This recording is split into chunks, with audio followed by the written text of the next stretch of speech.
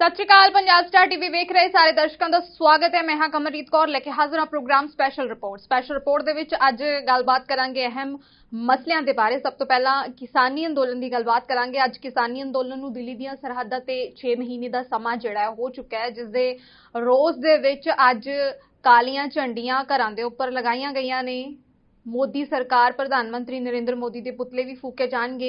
Action mode दे विच कहिए कि किसान जिहड़े ने आ चुके ने और हुण संघर्ष नूं होर भी तेज करनगे। इस मामले दे उत्ते जिहड़ा गलबात करांगे और नाल ही फेसबुक ते ट्विटर दे उत्ते वड्डी कार्रवाई होण जा रही है। होर भी अहम मसले ने विचार चर्चा करांगे, पर सब तो पहला गल किसानी संघर्ष की करांगे। साडे नाल मौजूद ने सीनियर पत्रकार इंद्रप्रीत सिंह सर, बहुत बहुत स्वागत है। Thank you ji. सर, किसानी संघर्ष नूं अज पूरे 6 महीने हो चुके ने।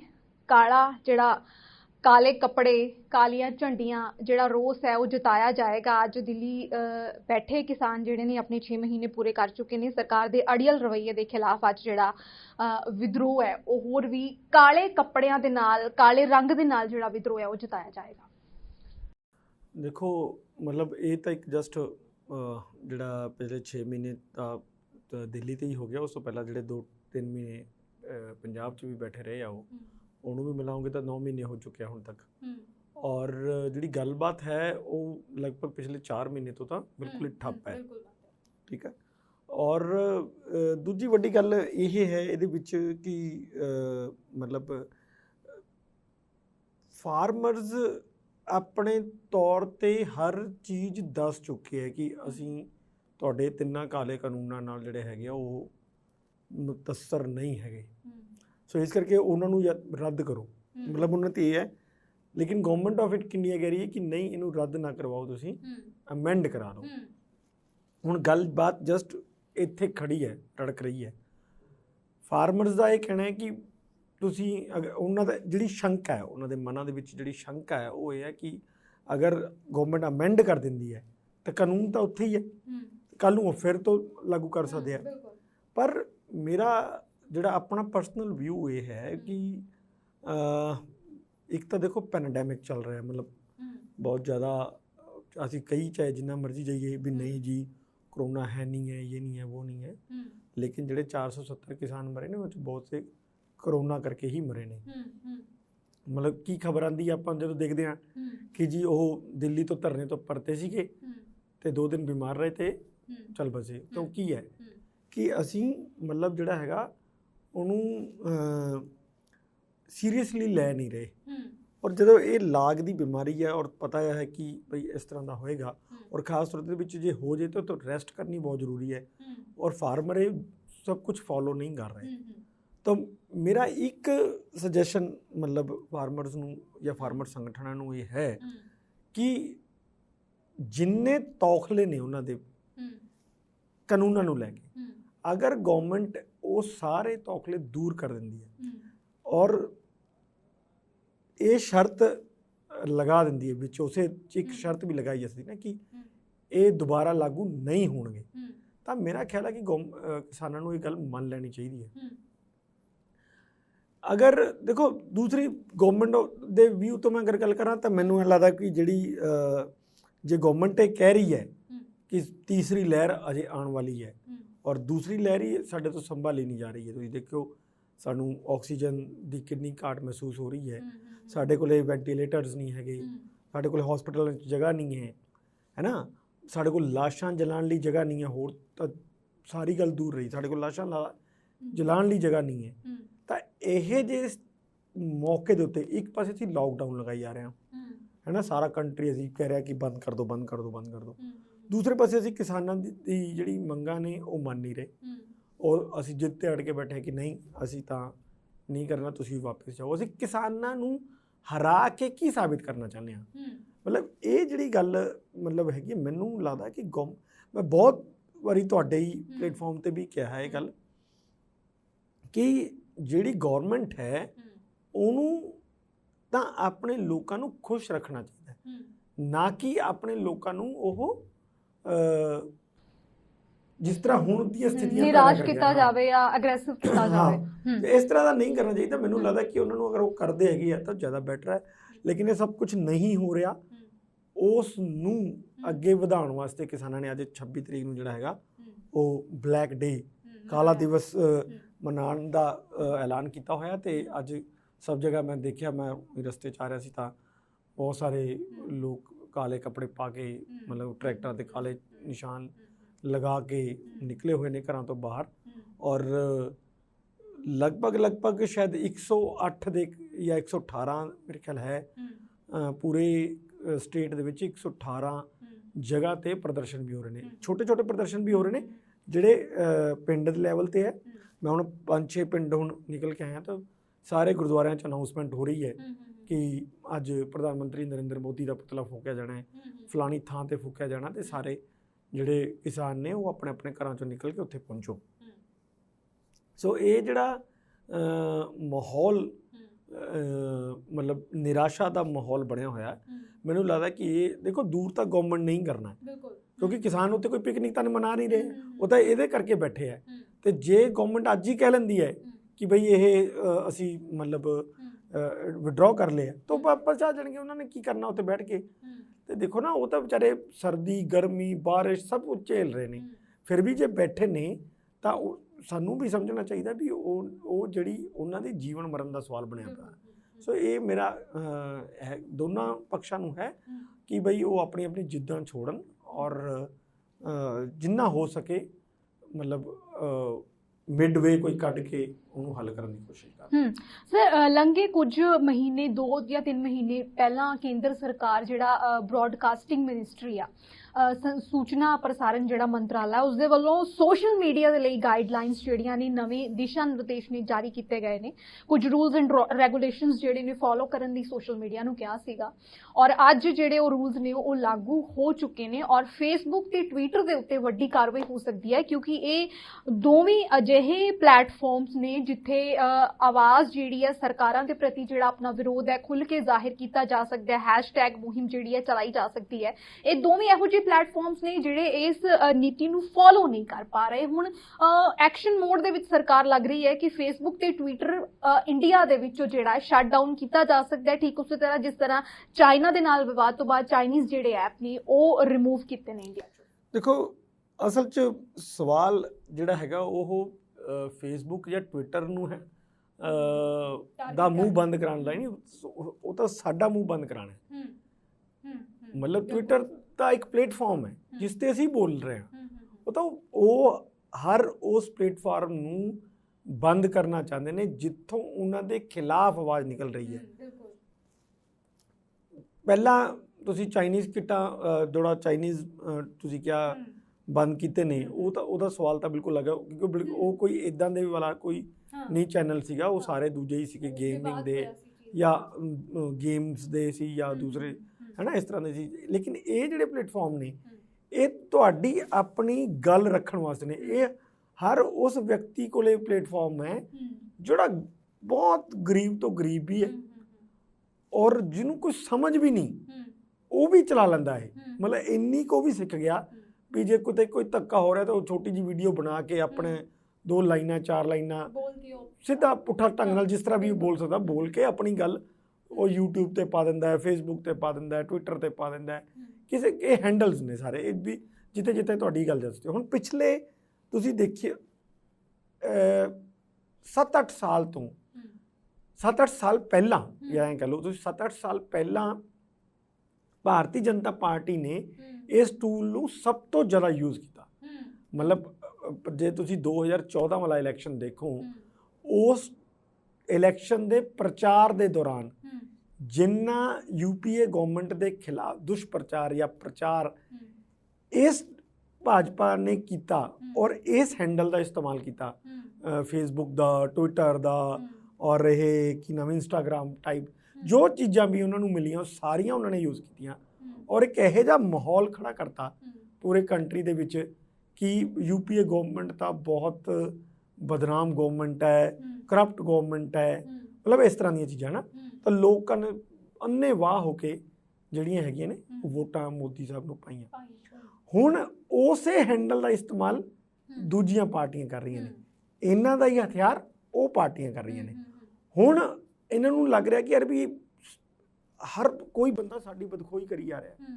ਤੁਸੀਂ ਜਿੰਨੇ ਮਤਲਬ ਉਹ ਦੇਖ ਰਹੇ ਹੋ ਪ੍ਰਧਾਨ ਮੰਤਰੀ ਇੱਕ ਸਟੈਪ ਲੈਂਦੇ ਆ, ਉਹਦੀ ਤੁਸੀਂ ਦੇਖੋ ਕਿੰਨੀ ਜ਼ਿਆਦਾ ਮੀਮਸ ਬਣ ਜਾਂਦੇ ਆ, ਕਿੰਨੇ ਜ਼ਿਆਦਾ ਵੀਡੀਓਜ਼ ਬਣ ਜਾਂਦੇ ਆ। ਤੁਸੀਂ ਹੁਣ ਦੇਖੋ, ਹੁਣ ਪਿੱਛੇ ਜੇ ਉਹ ਕਰੋਨਾ ਨੂੰ ਲੈ ਕੇ ਉਹ ਰੋਣ ਲੱਗ ਪਏ ਤਾਂ ਉਸੇ ਦਾ ਹੀ ਕਿੰਨਾ ਮਜ਼ਾਕ ਉੜਿਆ, ਹਾਂ ਕਿੰਨਾ ਜ਼ਿਆਦਾ ਟ੍ਰੋਲ ਹੋਏ। ਤਾਂ ਸਾਰੀਆਂ ਚੀਜ਼ਾਂ ਦਾ ਉਹਨਾਂ ਨੂੰ ਲੱਗ ਰਿਹਾ ਕਿ ਜਿਹੜਾ ਇਫੈਕਟ ਹੈਗਾ ਬਹੁਤ ਗਲਤ ਪੈ ਰਿਹਾ। ਔਰ 2024 ਦੇ ਇਲੈਕਸ਼ਨ ਤੋਂ ਪਹਿਲਾਂ ਲਗਭਗ 16 ਸਟੇਟਾਂ ਦੇ ਵਿੱਚ ਇਲੈਕਸ਼ਨ ਹੋਣੇ ਨੇ, ਠੀਕ ਹੈ ਨਾ। ਮਤਲਬ ਸਾਡੇ ਕੋਲ ਯਾਨੀ 21 ਤੋਂ ਲੈ ਕੇ 24 ਦੇ ਜਿਹੜੇ 3 ਸਾਲ ਨੇ ਵਿੱਚ, ਉਹ 3 ਸਾਲ ਇਲੈਕਸ਼ਨ ਚੱਲਨੇ ਨੇ, ਜਿਨ੍ਹਾਂ 'ਚ ਸਭ ਤੋਂ ਵੱਡਾ ਇਲੈਕਸ਼ਨ ਜਿਹੜਾ ਹੈ ਉਹ ਯੂਪੀ 'ਚ ਹੋਣਾ ਹੈ, ਪੰਜਾਬ 'ਚ ਹੋਣਾ ਹੈ, ਉੱਤਰਾਖੰਡ 'ਚ ਹੋਣਾ ਹੈ, ਔਰ ਹੋਰ ਵੀ ਸਟੇਟਾਂ ਹੈਗੀਆਂ ਛੋਟੀਆਂ, ਗੋਆ 'ਚ ਹੋਣਾ ਹੈ। ਸੋ ਬੜੀਆਂ ਸਟੇਟਾਂ ਨੇ, ਫਿਰ ਰਾਜਸਥਾਨ 'ਚ ਹੋਣਾ ਹੈ, ਮੱਧ ਪ੍ਰਦੇਸ਼ 'ਚ ਹੋਣਾ ਹੈ। ਸਾਰੀ ਹਿੰਦੀ ਬੈਲਟ ਜਿੱਥੇ ਭਾਜਪਾ ਆਲਰੇਡੀ ਹੈ, ਤੇ ਉੱਥੇ ਮਤਲਬ ਜਿਸ ਤਰ੍ਹਾਂ ਦਾ ਮਾਹੌਲ ਕ੍ਰੀਏਟ ਹੋਈ ਜਾ ਰਿਹਾ ਹੈ, ਖਾਸ ਤੌਰ ਤੇ ਯੂਪੀ, ਹਰਿਆਣਾ, ਪੰਜਾਬ, ਇਹਨਾਂ 'ਚ ਜਿਹੜਾ ਮਾਹੌਲ ਬਣ ਗਿਆ ਉਹ ਬਹੁਤ ਐਂਟੀ ਬੀਜੇਪੀ ਬਣਿਆ ਹੋਇਆ। ਅੱਜ ਜੇ ਤੁਸੀਂ ਇੱਥੇ ਇਲੈਕਸ਼ਨ ਹੋ ਜਾਣ, ਤੁਸੀਂ ਦੇਖੋ ਹੁਣ ਜਿਹੜੇ ਹੈਗੇ ਨੇ ਪੰਚਾਇਤ ਇਲੈਕਸ਼ਨ ਹੋਏ ਨੇ, ਪੰਚਾਇਤ ਇਲੈਕਸ਼ਨ ਕਦੇ ਕੋਈ ਸਰਕਾਰ ਹਾਰਦੀ ਹੋਈ ਨਹੀਂ ਹੈ, ਜਿਹੜੀ ਸੱਤਾ ਤੇ ਹੋਵੇ ਉਹ ਕਦੇ ਨਹੀਂ ਹਾਰਦੀ, ਤਾਂ ਲੇਕਿਨ ਇਹ ਉੱਥੇ ਹੀ ਹਾਰ ਗਈ। ਇਹਦਾ ਮਤਲਬ ਜਿਹੜਾ ਇਹ 3 ਖੇਤੀ ਕਾਨੂੰਨ ਹੈਗੇ ਸੀਗੇ, ਉਹਦਾ ਅਸਰ ਕਿੰਨਾ ਗਹਿਰੇ ਲੈਵਲ ਤੇ ਹੈ, ਔਰ ਕੱਲੇ ਬੰਦੇ ਨੂੰ ਪਤਾ ਹੈ ਇਸ ਦੇ ਉੱਤੇ। ਤਾਂ ਉਹ ਜਿਹੜਾ ਮਤਲਬ ਮਾਹੌਲ ਹੈ, ਉਹ ਕਿਤੇ ਜਿਹੜਾ ਇਹ ਇਲੈਕਸ਼ਨ ਆਣਗੇ ਵਿਧਾਨ ਸਭਾ ਦੇ, ਉਹਦੇ ਵਿੱਚ ਇਹਨਾਂ ਦੀ ਖੇਡ ਖਰਾਬ ਨਾ ਕਰਦੇ, ਇਸ ਗੱਲ ਤੋਂ ਜ਼ਿਆਦਾ ਚਿੰਤਾ 'ਚ ਨੇ। ਇਸ ਕਰਕੇ ਆ ਜਿਹੜਾ ਮਤਲਬ ਨਵੇਂ ਰੂਲਸ ਬਣਾ ਲਓ, ਵੀ ਫੇਸਬੁੱਕ ਵੀ ਬੰਦ ਕਰ ਦਿਓ, ਟਵਿੱਟਰ ਵੀ ਬੰਦ ਕਰ ਦਿਓ। ਇਹ ਕਿਉਂ ਬੰਦ ਕਰ ਦਿਓ? ਮਤਲਬ ਸਵਾਲ ਤਾਂ ਇਹ ਹੈ ਵੀ ਕਿਉਂ ਬੰਦ ਕਰ ਦਿਓ? ਤੁਸੀਂ ਜਦੋਂ ਯੂਜ਼ ਕਰੋ ਤਾਂ ਸਭ ਕੁਝ ਠੀਕ ਹੈ, ਲੇਕਿਨ ਜੇ ਕੋਈ ਹੋਰ ਯੂਜ਼ ਕਰੇ ਤਾਂ ਫਿਰ ਉਹ ਖਰਾਬ ਹੈ। ਇਹ ਮਤਲਬ ਜਿਹੜਾ ਫੀਲਡ ਹੈ ਉਹ ਤਾਂ ਲੈਵਲ ਪਲੇਇੰਗ ਹੋਣਾ ਚਾਹੀਦਾ ਨਾ। ਜੇ ਤੁਸੀਂ ਯੂਜ਼ ਕਰ ਸਕਦੇ ਤਾਂ ਦੂਜੇ ਵੀ ਯੂਜ਼ ਕਰ ਸਕਦੇ ਆ। ਹੁਣ ਉਹਨਾਂ ਨੂੰ ਵੀ ਆ ਗਿਆ ਯੂਜ਼ ਕਰਨਾ। ਜੇ ਆਈਟੀ ਸੈੱਲ ਤੁਹਾਡਾ ਕੰਮ ਕਰ ਰਿਹਾ ਤਾਂ ਸਾਰੀਆਂ ਪਾਰਟੀਆਂ ਨੇ ਆਈਟੀ ਸੈੱਲ ਬਣਾ ਲਿਆ ਆਪਣੇ, ਸੋ ਉਹ ਤੁਹਾਡੇ ਤੋਂ ਹੋ ਸਕਦਾ ਵਧੀਆ ਕੰਮ ਕਰ ਰਹੇ ਹੋਣ ਇਸ ਟਾਈਮ, ਕਿਉਂਕਿ ਜਿਹੜਾ ਬੰਦਾ ਸਰਕਾਰ 'ਚ ਹੈ ਉਹਨੂੰ ਤਾਂ ਜਵਾਬ ਦੇਣਾ ਬਹੁਤ ਔਖਾ ਹੋ ਜਾਂਦਾ ਹੈ। ਜਿਹੜਾ ਓਪੋਜੀਸ਼ਨ 'ਚ ਆ ਉਹ ਤਾਂ ਕੁਝ ਵੀ ਬਣਾਈ ਜਾਵੇ, ਕਾਰਟੂਨ ਬਣਾਈ ਜਾਏ, ਜੋ ਮਰਜ਼ੀ ਬਣਾਈ ਜਾਏ, ਤੇ ਜਿੰਨਾ ਮਰਜ਼ੀ ਬਦਨਾਮ ਕਰੀ ਜਾਏ, ਉਹਦੇ ਲਈ ਤਾਂ ਬਹੁਤ ਸੌਖਾ ਹੁੰਦਾ। ਔਰ ਇਹ ਭਾਜਪਾ ਨੇ ਕੰਮ ਜਿਹੜਾ ਹੈਗਾ ਉਹ ਇਹਨਾਂ ਤੋਂ ਹੀ ਸਿੱਖਿਆ, ਔਰ ਜਿਹੜਾ ਇਹ ਸਟੈਪ ਉਠਾ ਰਹੇ ਹੈ ਟੂਲ ਕਿਟ ਨੂੰ ਲੈ ਕੇ, ਜਾਂ ਜੋ ਵੀ ਇਹਦੇ ਉਹਨੂੰ ਮਤਲਬ ਬਣਾ ਕੇ ਇੱਕ, ਉਹ ਮੈਨੂੰ ਲੱਗਦਾ ਕਿ ਇੱਕ ਗਲਤ ਟ੍ਰੈਡੀਸ਼ਨ ਬਣ ਜਾਏਗੀ। ਜਿਹੜੀ ਵੀ ਸਰਕਾਰ ਸੱਤਾ 'ਚ ਹੋਏਗੀ ਉਹ ਇਹੀ ਕੰਮ ਕਰੇਗੀ। ਉਦੋਂ ਫਿਰ ਇਹਨਾਂ ਨੂੰ ਲੋਕਤੰਤਰ ਦਾ ਖਿਆਲ ਆ ਜਾਣਾ ਵੀ ਸਾਡੀ ਅਭਿਵਿਅਕਤੀ ਦਾ ਜੀ, ਉਹ ਜਿਹੜਾ ਸਾਨੂੰ ਸੰਵਿਧਾਨ ਨੇ ਹੱਕ ਦਿੱਤਾ ਹੋਇਆ ਸੀ ਉਹੀ ਮਾਰਤਾ। ਇਹ ਫਿਰ ਗੱਲਾਂ ਉਦੋਂ ਹੋਣਗੀਆਂ। ਠੀਕ ਉਸੇ ਤਰ੍ਹਾਂ ਜਦੋਂ ਕਾਂਗਰਸ ਸਰਕਾਰ ਦੇ ਵਿੱਚ ਮਹਿੰਗਾਈ ਜਦੋਂ ਵੱਧ ਰਹੀ ਸੀ ਤੇ ਭਾਜਪਾ ਦੇ ਜਿਹੜੇ ਵਰਕਰ ਸੀ ਗਲਾਂ 'ਚ ਪਿਆਜ਼ ਪਾ ਕੇ ਸਿਲੰਡਰ ਲੈ ਕੇ ਮਹਿੰਗਾਈ ਦਾ ਵਿਰੋਧ ਕਰ ਰਹੇ ਸੀ, ਔਰ ਹੁਣ ਜਦੋਂ ਵੱਧਦੀ ਹੈ, ਹੁਣ ਜਦੋਂ ਇੱਥੇ ਇਹਨਾਂ ਦੇ ਟਾਈਮ 'ਚ ਹੋ ਗਿਆ ਤਾਂ ਉਹ ਦੂਜੀਆਂ ਫੋਟੋਆਂ ਨਹੀਂ ਕੱਢਦੇ, ਇਹਨਾਂ ਵਾਲੀਆਂ ਫੋਟੋਆਂ ਕੱਢਦੇ ਨੇ ਵੀ ਹੁਣ ਤੁਸੀਂ ਬੋਲੋ। ਉਦੋਂ ਤਾਂ 450 ਰੁਪਏ ਦਾ ਸਿਲੰਡਰ ਸੀ, ਅੱਜ 900 ਰੁਪਏ ਦਾ ਹੋ ਗਿਆ। ਤੇ ਤੁਸੀਂ ਉਦੋਂ ਤਾਂ ਬੜਾ ਰੌਲਾ ਪਾਈ ਜਾਂਦੇ ਸੀ, ਅੱਜ ਕੀ ਹੋ ਗਿਆ? ਅੱਜ ਕਿਉਂ ਨਹੀਂ ਤੁਹਾਡੀ ਜ਼ੁਬਾਨਾਂ ਬੰਦ ਖੁੱਲ੍ਹਦੀਆਂ ਹੈਗੀਆਂ? ਸੋ ਇਹ ਚੀਜ਼ਾਂ ਤਾਂ ਚੱਲਦੀਆਂ ਹੀ ਰਹਿਣਗੀਆਂ, ਤੇ ਇਹਨੂੰ ਉਸੇ ਤਰ੍ਹਾਂ ਹੀ ਲੈਣਾ ਚਾਹੀਦਾ ਹੈ ਜਿਸ ਤਰ੍ਹਾਂ ਚੱਲ ਰਹੀਆਂ ਨੇ। ਕੋਈ ਚੱਕਰ ਨਹੀਂ, ਤੁਸੀਂ ਜਾਂ ਤਾਂ ਕਰੈਕਟ ਕਰੋ, ਮਤਲਬ ਉਹਨਾਂ ਚੀਜ਼ ਨੂੰ ਠੀਕ ਕਰੋ ਵੀ ਜੇ ਜਿਸ ਗੱਲ 'ਤੇ ਤੁਸੀਂ ਰੌਲਾ ਪਾ ਰਹੇ ਸੀ, ਜਿਸ ਗੱਲ 'ਤੇ ਤੁਸੀਂ ਵੀ ਆ ਗਏ ਤਾਂ ਫਿਰ ਉਹਨੂੰ ਠੀਕ ਕਰੋ। ਤਾਂ ਇਹ ਨਹੀਂ ਹੈ ਵੀ ਭਾਈ ਉਹਦੇ ਨਾਲ ਤੁਸੀਂ ਲੋਕਾਂ ਦੀ ਜ਼ੁਬਾਨ ਬੰਦ ਕਰੋ, ਆਪਣੇ 'ਚ ਬਦਲਾਅ ਕਰਨ ਦੀ ਲੋੜ ਹੈ। ਆਪਣੇ 'ਚ ਬਦਲਾਅ ਕਰੋ। ਪੰਜਾਬ ਦੇ ਸਰ ਵਿੱਤ ਮੰਤਰੀ ਮਨਪ੍ਰੀਤ ਸਿੰਘ ਬਾਦਲ ਨੇ, ਉਹਨਾਂ ਨੇ ਕੇਂਦਰੀ ਜਿਹੜੇ ਵਿੱਤ ਮੰਤਰੀ ਨੇ, ਯੂਨੀਅਨ ਫਾਈਨਾਂਸ ਮਿਨਿਸਟਰ ਨੇ ਜਿਹੜੇ ਨਿਰਮਲਾ ਸੀਤਾਰਮਨ, ਉਹਨਾਂ ਨੂੰ ਇੱਕ ਚਿੱਠੀ ਲਿਖੀ ਹੈ ਜੀਐਸਟੀ ਸੰਬੰਧੀ ਕੁਝ ਪ੍ਰਸਤਾਵਾਂ ਦੇ ਬਾਰੇ ਗੱਲਬਾਤ ਕੀਤੀ ਹੈ। ਜੀ ਅਸਲ 'ਚ ਉਹ 4-5 ਪੁਆਇੰਟਸ ਨੇ ਉਹਨਾਂ ਦੇ। ਇਕੱਲਾ ਇਹ ਜਿਹੜਾ ਤੁਸੀਂ ਗੱਲ ਕਰ ਰਹੇ ਹੋ ਉਹ ਤਾਂ ਇੱਕ ਪੁਆਇੰਟ ਉਹਨਾਂ ਦਾ, ਉਹਦੇ 'ਚ 3-4 ਪੁਆਇੰਟ ਉਹਨਾਂ ਨੇ ਮਤਲਬ ਗੱਲ ਕੀਤੀ ਹੈਗੀ ਆ। ਸਭ ਤੋਂ ਵੱਡੀ ਗੱਲ ਇੱਕ ਇਸ ਕਰਕੇ ਚਿੱਠੀ ਲਿਖੀ ਹੈ ਕਿ 28 ਤਰੀਕ ਨੂੰ ਜੀਐਸਟੀ ਕਾਉਂਸਲ ਦੀ ਮੀਟਿੰਗ ਹੈ। ਉਸ ਕਾਉਂਸਲ ਦੀ ਮੀਟਿੰਗ ਦਾ ਜੋ ਏਜੰਡਾ ਆਇਆ ਉਹਦੇ ਵਿੱਚ ਜਿਹੜਾ ਪੈਂਡੈਮਿਕ ਚੱਲ ਰਿਹਾ ਮਤਲਬ ਕਰੋਨਾ ਦਾ, ਉਹਨੂੰ ਲੈ ਕੇ ਕੋਈ ਵੀ ਗੱਲ ਨਹੀਂ ਹੈ, ਉਹ ਕੋਈ ਆਈਟਮ ਹੀ ਨਹੀਂ ਹੈ ਉਹਦੇ ਵਿੱਚ। ਜਿਹੜਾ ਮਨਪ੍ਰੀਤ ਬਾਦਲ ਹੋਰਾਂ ਨੇ ਸਵਾਲ ਚੁੱਕਿਆ, ਬੜਾ ਵਾਜਿਬ ਸਵਾਲ ਮੈਨੂੰ ਲੱਗਿਆ ਉਹਦੇ, ਜੋ ਉਹਨਾਂ ਨੇ ਗੱਲਾਂ ਉਠਾਈਆਂ ਉਹਦੇ 'ਚ। ਤਾਂ ਪਹਿਲਾਂ ਉਹਨਾਂ ਨੇ ਇਹ ਕਿਹਾ ਵੀ ਜਿੰਨੀਆਂ ਦਵਾਈਆਂ ਨੇ, ਵੈਂਟੀਲੇਟਰਸ, ਆਕਸੀਜਨ ਦੀਆਂ ਮਸ਼ੀਨਾਂ ਹੈ ਨਾ, ਫਿਰ ਉਸ ਤੋਂ ਬਾਅਦ ਤੁਹਾਡੇ ਕੀ ਨਾਮ ਹੈ ਗਾਰਮੈਂਟਸ ਜਿਸ ਤੋਂ ਮਾਸਕ ਬਣਦੇ ਆ, ਪੀਪੀ ਕਿੱਟਾਂ ਬਣਦੀਆਂ, ਸਭ ਕੁਛ ਇਹਨਾਂ ਸਾਰਿਆਂ ਦੇ ਉੱਤੇ ਇੱਕ ਤਾਂ ਪਹਿਲਾਂ ਅਸੀਂ ਬੇਸਿਕ ਜਿਹੜਾ ਕਸਟਮ ਡਿਊਟੀ ਲਗਾਉਂਦੇ ਆ ਉਹ ਲੱਗੀ ਹੋਈ ਹੈ, 20% ਦੇ ਕਰੀਬ ਉਹ ਹੈ। ਫਿਰ ਉਹਦੇ ਉੱਪਰ 18% ਜਿਹੜੀ ਹੈਗੀ ਹੈ, ਕਈਆਂ ਦੇ ਉੱਤੇ ਮਤਲਬ GST ਲਗਾਇਆ ਹੋਇਆ। 1-2% ਜਿਹੜਾ ਹੈਗਾ ਤੁਸੀਂ ਸੋਸ਼ਲ ਸਿਕਿਉਰਿਟੀ ਫੰਡ ਕਰਕੇ ਲਗਾਇਆ ਹੋਇਆ। ਵੀ ਅਸੀਂ 40% ਤਾਂ ਟੈਕਸ ਹੀ ਠੋਕ ਰੱਖੇ ਆ ਉਹਨਾਂ ਚੀਜ਼ਾਂ ਦੇ ਉੱਤੇ। ਤੇ ਇੱਕ ਪਾਸੇ ਅਸੀਂ ਕਹੀਏ ਨਾ ਮਹਾਮਾਰੀ ਹੈ, ਤੇ ਮਹਾਮਾਰੀ ਦੇ ਵਿੱਚ ਇਹਨਾਂ ਚੀਜ਼ਾਂ ਨੂੰ ਸਸਤਾ ਹੋਣਾ ਚਾਹੀਦਾ ਤਾਂ ਕਿ ਲੋਕ ਇਹਨੂੰ ਖਰੀਦ ਸਕਣ। ਮੰਨ ਲਓ ਮੇਰਾ ਕਹਿਣ ਤੋਂ ਭਾਵ ਇਹ ਹੈ ਕਿ ਸਪੋਜ਼ ਇੱਕ ਦਵਾਈ ਹੈ, ਬੰਦਾ ਕੋਈ ਬਿਮਾਰ ਹੋ ਰਿਹਾ ਹੈ ਔਰ ਬਹੁਤ ਜ਼ਿਆਦਾ ਮਹਿੰਗੀ ਬਿਮਾਰੀ ਹੈ ਔਰ ਖਰੀਦ ਹੀ ਨਹੀਂ ਪਾ ਰਿਹਾ, ਕਿਉਂਕਿ ਉਹ ਬਿਮਾਰੀ ਦੀ ਜਿੰਨੀ ਉਸ ਦਵਾਈ ਦੀ ਕਾਸਟ ਹੈ ਉਸ ਤੋਂ ਜ਼ਿਆਦਾ ਉਸ 'ਤੇ ਟੈਕਸ ਲੱਗਿਆ ਹੋਇਆ ਹੈ, ਤਾਂ ਫਿਰ ਬੰਦਾ ਤਾਂ ਮਰੇਗਾ ਹੀ। ਤਾਂ ਇਹ ਕੰਟਰੋਲ ਕਿਹਨੇ ਕਰਨਾ ਹੈ? ਇਹ ਕੰਟਰੋਲ ਦਵਾਈਆਂ ਦੇ ਉੱਤੇ ਕੰਟਰੋਲ ਕਰਨਾ ਹੈ ਜਿਹੜਾ ਇਹਨਾਂ ਦਾ ਕੈਮੀਕਲ ਐਂਡ ਫਰਟੀਲਾਈਜ਼ਰ ਡਿਪਾਰਟਮੈਂਟ ਹੈ, ਉਹਦਾ ਕੰਟਰੋਲ ਹੈ। ਜਿਹੜੇ ਟੈਕਸੇਸ਼ਨ ਜਿਹੜੀ ਕੰਟਰੋਲ ਕਰਨੀ ਹੈ ਉਹ ਕਰਨੀ ਹੈ ਫਾਈਨਾਂਸ ਡਿਪਾਰਟਮੈਂਟ ਨੇ, ਜਾਂ ਟੈਕਸੇਸ਼ਨ ਦਾ ਡਿਪਾਰਟਮੈਂਟ ਜਿਹੜਾ ਇਹ ਉਹਨਾਂ ਨੇ ਕੰਟਰੋਲ ਕਰਨੀ ਹੈ। ਤਾਂ ਫਿਰ ਘੱਟੋ ਘੱਟ ਅਸੀਂ ਆਮ ਲੋਕਾਂ ਨੂੰ ਇਸ 'ਤੇ ਥੋੜ੍ਹੀ ਜਿਹੀ ਸਲੈਸ਼ ਕਰਕੇ ਰੇਟਸ ਇਹਨਾਂ ਨੂੰ ਤਾਂ ਰਾਹਤ ਦਈਏ ਨਾ। ਹੁਣ 45 ਹਜ਼ਾਰ ਰੁਪਏ ਦਾ ਉਹ ਟੀਕਾ ਮਿਲ ਰਿਹਾ, ਰੈਮਡੇਸਿਵਿਰ ਜਿਹੜਾ ਟੀਕਾ, ਚਲੋ ਉਹ ਆਪਾਂ ਕਹਿ ਸਕਦੇ ਹਾਂ ਵੀ ਟੀਕਾ ਤਾਂ 800-900 ਰੁਪਏ ਦਾ ਹੀ, ਲੇਕਿਨ ਉਹ ਜੀ ਬਹੁਤ ਜ਼ਿਆਦਾ ਉਹਦੀ ਬਲੈਕ ਹੋ ਰਹੀ ਹੈ। 800-900 ਰੁਪਏ ਦੇ ਵਿੱਚ ਵੀ ਤਾਂ ਤੁਹਾਡੇ ਟੈਕਸਿਸ ਕਿੰਨੇ ਜ਼ਿਆਦਾ ਨੇ, ਉਹ ਕੌਣ ਘਟਾਏਗਾ? ਸੋ ਇਸ ਤਰ੍ਹਾਂ ਦੀਆਂ ਬਹੁਤ ਸਾਰੀਆਂ ਚੀਜ਼ਾਂ ਨੇ। ਇੱਕ ਤਾਂ ਉਹਨਾਂ ਨੇ ਇਹ ਇਸ਼ੂ ਉਠਾਇਆ ਉਹਦੇ ਵਿੱਚ, ਦੂਸਰਾ ਉਹਨਾਂ ਨੇ ਕਿਹਾ ਵੀ ਜਿਹੜਾ GST ਕਾਉਂਸਲ ਦਾ ਸਟਰਕਚਰ ਹੈ ਇਹਦੇ ਵਿੱਚ ਸਟੇਟਾਂ ਭਾਗੀਦਾਰ ਨੇ। ਸਟੇਟਾਂ ਦੇ ਵਿੱਚ ਜਿਹੜੇ ਮੈਂਬਰ ਫਾਈਨਾਂਸ ਮਿਨਿਸਟਰ ਹੁੰਦੇ ਉਹਦੇ ਕਾਉਂਸਲ ਦੇ ਮੈਂਬਰ ਹੁੰਦੇ ਆ, ਔਰ ਗਵਰਨਮੈਂਟ ਆਫ ਇੰਡੀਆ ਹੈਗੀ ਹੈ। ਮਤਲਬ ਇਸ ਤਰ੍ਹਾਂ ਦਾ ਇੱਕ ਬਣਾਇਆ ਹੋਇਆ 75% ਜਿਹੜੀ ਹੈਗੀ ਆ ਸਟੇਟਾਂ ਨੇ, 25% ਭਾਗੀਦਾਰੀ ਸੈਂਟਰ ਗਵਰਨਮੈਂਟ ਦੀ ਹੈ। ਹੁਣ ਉਹਦੇ ਵਿੱਚ ਲੇਕਿਨ ਜਿਹੜੇ ਫੈਸਲੇ ਲੈਂਦੇ ਆ, ਫੈਸਲੇ ਲੈ ਕੇ ਜਿਹੜੀ ਕਮੇਟੀ ਬਣਾਈ ਹੋਈ ਆ ਅੱਗੇ ਫੈਸਲਿਆਂ ਨੂੰ ਲਾਗੂ ਕਰਨ ਵਾਸਤੇ, ਉਹ ਉਸ ਕਾਉਂਸਲ ਤੋਂ ਕੋਈ ਪਰਮਿਸ਼ਨ ਹੀ ਨਹੀਂ ਲੈਂਦੀ। ਉਹ ਸਿਰਫ ਇੰਟੀਮੇਟ ਕਰ ਰਹੀ ਹੈ ਉਹਨਾਂ ਨੂੰ ਕਿ ਜੀ ਆਹ ਅਸੀਂ ਫੈਸਲਾ ਲੈ ਲਿਆ। ਤਾਂ ਮਨਪ੍ਰੀਤ ਬਾਦਲ ਹੋਰਾਂ ਨੇ 6-7 ਫੈਸਲੇ ਜਿਹੜੇ ਪਿਛਲੇ ਲਿੱਤੇ ਹੋਏ ਨੇ, ਉਹਨਾਂ ਨੇ ਉਹਦੇ ਦੀ ਇੱਕ ਲਿਸਟ ਭੇਜੀ ਉਹਨਾਂ ਨੂੰ ਵੀ ਇਹ ਕੀ ਹੈ, ਇਹ ਸਾਡੇ ਤੋਂ ਕਦੋਂ ਮਨਜ਼ੂਰੀ ਲਿੱਤੀ ਹੈ ਤੁਸੀਂ ਇਹਦੀ, ਇਹ ਤੁਸੀਂ ਸਾਨੂੰ ਇੰਟੀਮੇਟ ਨਾ ਕਰੋ, ਸਾਨੂੰ ਪ੍ਰੋਪਰ ਇਹ ਸਾਡੀ ਤੋਂ ਮਨਜ਼ੂਰੀ ਲਓ। ਇਸ ਤਰ੍ਹਾਂ ਹੀ ਮਤਲਬ 2-3 ਚੀਜ਼ਾਂ ਹੋਰ ਨੇ ਕਿ ਕਾਉਂਸਲ ਦਾ ਵਾਈਸ ਚੇਅਰਮੈਨ ਤੁਸੀਂ ਅਜੇ ਤੱਕ ਨਹੀਂ ਰੱਖਿਆ, ਮਤਲਬ ਇਹਦਾ ਸਟਰਕਚਰ ਠੀਕ ਨਹੀਂ ਹੈ, ਉਹਨੂੰ ਠੀਕ ਕਰਨ ਦੀ ਲੋੜ ਹੈ। ਸੈਂਟਰ ਤੇ ਸਟੇਟਾਂ ਦੇ ਵਿੱਚ ਜੇ ਵਿਵਾਦ ਹੋ ਜਾਏ ਫਿਰ ਕਿੱਥੇ ਜਾਓ, ਸਿਵਾਏ ਸੁਪਰੀਮ ਕੋਰਟ ਤੋਂ ਜਾਣ ਦੇ ਤੁਹਾਡੇ ਕੋਲ ਕੋਈ ਚਾਰਾ ਨਹੀਂ ਹੈ। ਜਦਕਿ ਇੱਕ ਮਿਡ ਦੇ ਵਿੱਚ ਵੀ ਇੱਕ ਮੈਕੈਨਿਜ਼ਮ ਹੋਣਾ ਚਾਹੀਦਾ, ਡਿਸਪਿਊਟ ਮੈਨੇਜਮੈਂਟ ਕੋਈ ਮੈਕੈਨਿਜ਼ਮ ਹੋਣਾ ਚਾਹੀਦਾ ਹੈ। ਉਹ ਕਿੱਥੇ ਹੈ? ਉਹ ਕਾਨੂੰਨ ਦੇ ਵਿੱਚ ਉਹ ਲਾਗੂ ਹੈ ਲੇਕਿਨ ਤੁਸੀਂ ਬਣਾਇਆ ਹੀ ਨਹੀਂ ਹਜੇ ਤੱਕ, 5 ਸਾਲ ਹੋ ਚੁੱਕੇ ਹੈ। ਫਿਰ ਇੱਕ ਹੈਗਾ ਕਿ ਜਿਹੜੀਆਂ ਸਟੇਟਾਂ ਦੇ ਟੈਕਸ ਕਲੈਕਸ਼ਨ ਘਟ ਗਈ ਹੈ, ਗਵਰਨਮੈਂਟ ਆਫ ਇੰਡੀਆ ਨੇ ਕਿਹਾ ਸੀਗਾ ਕਿ ਅਸੀਂ ਘਟਣ ਨਹੀਂ ਦੇਵਾਂਗੇ, ਅਸੀਂ ਉਹਦਾ ਗੈਪ ਦੇਵਾਂਗੇ ਪੂਰਾ ਕਰਕੇ, ਔਰ ਉਹ ਲੇਕਿਨ 22 ਤੱਕ ਹੈ, ਲੇਕਿਨ ਉਹ ਗੈਪ ਪੂਰਾ 22 ਤਾਂ ਹੁਣ ਅਗਲੇ ਸਾਲ ਆ ਗਿਆ ਤੇ ਉਹ 4 ਸਾਲ ਤਾਂ ਹੋ ਗਏ, 5ਵੇਂ ਸਾਲ 'ਚ ਉਹ ਪੂਰਾ ਹੋ ਜਾਏਗਾ। ਇਸ ਏਜੰਡੇ ਦੇ ਬਾਰੇ ਉਸ 'ਚ ਕੋਈ ਗੱਲ ਹੀ ਨਹੀਂ ਹੈ ਕਿ ਜੇ 22 ਤੋਂ ਬਾਅਦ ਪੰਜਾਬ ਵਰਗੀਆਂ ਸਟੇਟਾਂ ਜਿਹਦਾ 50% ਮਤਲਬ ਟੈਕਸੇਸ਼ਨ ਘਟ ਗਈ ਹੈਗੀ ਹੈ, ਉਹ ਸਟੇਟਾਂ ਸਰਵਾਈਵ ਕਿਵੇਂ ਕਰਨਗੀਆਂ? ਇਹ ਸਾਰੀਆਂ ਚੀਜ਼ਾਂ ਨੇ ਜਿਹਦੇ ਵਿੱਚ ਮਨਪ੍ਰੀਤ ਨੇ 4-5 ਪੇਜਾਂ ਦਾ ਇੱਕ ਲੈਟਰ ਲਿਖਿਆ, ਔਰ ਗਵਰਨਮੈਂਟ ਆਫ ਇੰਡੀਆ ਨੂੰ ਕਹਿ ਲਓ ਕਿ ਨਿਰਮਲਾ ਸੀਤਾਰਮਨ ਨੂੰ ਉਹਨਾਂ ਨੇ ਕਿਹਾ ਹੈ ਕਿ ਇਹਦੇ 'ਤੇ ਜਿਹੜਾ ਮਤਲਬ ਇਹ ਫੈਸਲਾ ਲਓ, ਇਹ ਅਲੱਗ ਤੋਂ ਏਜੰਡੇ ਇਸ ਦੇ ਲੈ ਕੇ ਕਾਉਂਸਲ ਦੀ ਮੀਟਿੰਗ 'ਚ ਰੱਖੋ। ਤੇ ਮਤਲਬ ਅੱਜ ਜਿਵੇਂ ਅਜੇ 26 ਤਰੀਕ ਹੋ ਗਈ ਹੈ, ਹੁਣ ਪਰਸੋਂ ਮੀਟਿੰਗ ਹੈ, ਤਾਂ ਉਹਦੇ ਉੱਤੇ ਉਹਨਾਂ ਨੇ ਪਹਿਲਾਂ ਤੋਂ ਹੀ ਇਹ 24 ਤਰੀਕ ਦਾ ਲੈਟਰ ਲਿਖਿਆ ਹੋਇਆ ਉਹਨਾਂ ਨੇ, ਇਹ ਮੀਡੀਆ 'ਚ 1-2 ਦਿਨ ਬਾਅਦ ਜਾ ਕੇ ਨਸ਼ਰ ਹੋਇਆ, ਲੇਕਿਨ ਲੈਟਰ 24 ਤਰੀਕ ਦਾ, ਯਾਨੀ ਕਿ 3-4 ਦਿਨ ਹੋ ਗਏ ਹੈ। ਯਾਨੀ ਕਿ ਗਵਰਨਮੈਂਟ ਆਫ ਇੰਡੀਆ ਕੋਲ ਟਾਈਮ ਹੈ ਅਗਰ ਉਹ ਇਹਨਾਂ ਚੀਜ਼ਾਂ 'ਤੇ ਗੌਰ ਕਰਕੇ ਇਹ ਏਜੰਡੇ ਲੈ ਆਉਣ, ਤਾਂ ਮੈਨੂੰ ਲੱਗਦਾ ਕਿ ਇਹ ਉਸੇ ਦਾ ਹੀ ਹੈ ਔਰ ਠੀਕ ਇਸ਼ੂਜ਼ ਉਠਾਏ ਹੈਗੇ ਆ ਉਹਨੇ ਜੋ ਮਨਪ੍ਰੀਤ ਨੇ ਉਠਾਇਆ।